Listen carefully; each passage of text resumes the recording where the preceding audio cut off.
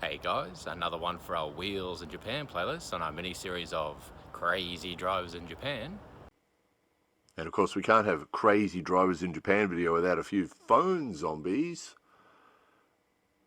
Would love to know what the statistics are on how many people do this now in Japan, but it's everywhere. You couldn't pull up at a set of traffic lights and look across without seeing someone on a phone. Cars and trucks, car drivers and truck drivers and motorcyclists, everybody. There just seems to be, as we've guessed before, probably 25% of people seem to be doing it at any moment that you look around. And of course, the dudes who don't stop at red lights, just stop in the middle of the intersection. All the usuals. Here's something a bit different. These guys had the back of their van open, which took this lane. This road's about 1.5 lanes wide, and it sort of made it a 1 lane road instead of 1.5 lane road. And we came back an hour later, and it was still like that. I was like, all you need is a inattentive van driver or two cars to pass each other right here, and someone's going to collect that door, aren't they? So again, without a gardaman to tell them it's dangerous, they won't even be aware of it. So again, same as this, driving out in the countryside, middle of nowhere, out through the rice fields, and there's two cars, one right up the tail of the one in front. Usually this isn't aggressive, it's just the Japanese way. It's the same way if you go and stand in a convenience store and there's only you and one other customer, the other customer will stand behind you so close you can feel them breathing on the back of your neck. It's just the Japanese thing.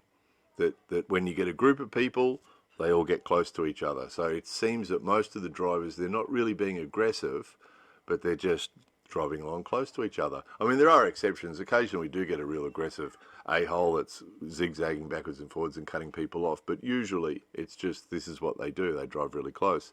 And of course the result of that is, now and again, one of them makes a mistake, and then suddenly you'll get a police car blocking a lane of traffic like this, and the other lane will be really busy and really slow because one lane's closed, and when you get up close you find out that it's because someone's ran into the back of someone. In this case, it couldn't even see the damage, but the Japanese rule is, the rule in Japan is that if two cars contact each other, you've got to call the police. It doesn't matter how minimal the damage is. So they did.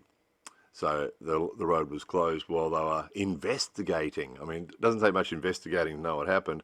Same thing here, of course. The rain doesn't stop them either. Big green truck, right up the back of the car in front. All you need is someone to make a mistake, and that truck's going to wipe out all those cars. Now and again, we'll see that on TV. It happens here fairly regularly, and occasionally people die. So same day, different vehicles, same day. It finished raining, but obviously been raining heavily. And in this case, there was a truck at the front and a car came up behind, obviously too close, and hit pretty hard.